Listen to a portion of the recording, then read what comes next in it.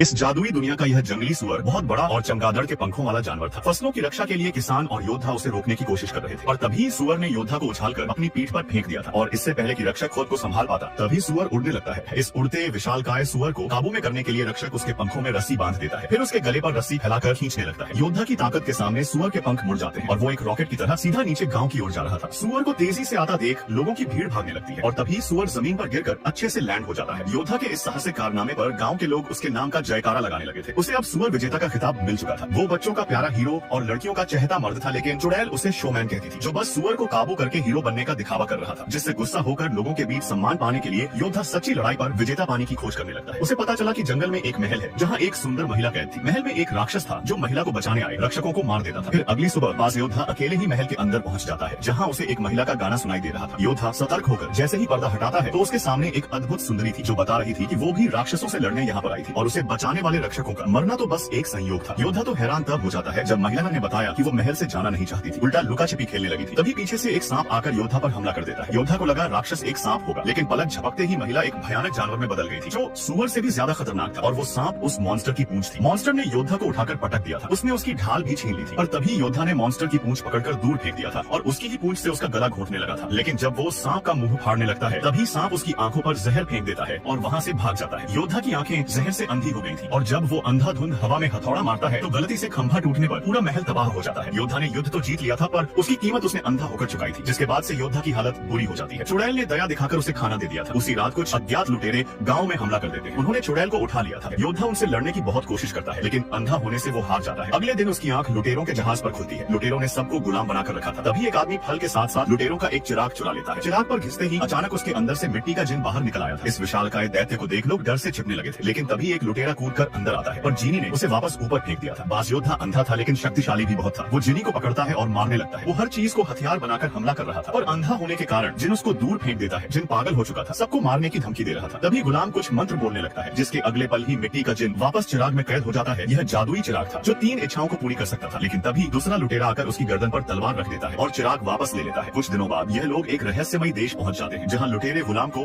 बाजार में बेचने लगे थे। इस बाजार में हर देश के लोग खरीदारी करने आते थे क्योंकि यहाँ हर चीज मिल जाती थी। फिर एक अमीर आकर 500 साल पुरानी चुड़ैल पर बोली लगाता है, लेकिन चुड़ैल ने गुस्सा होकर उसके अखरोट तोड़ दिए थे।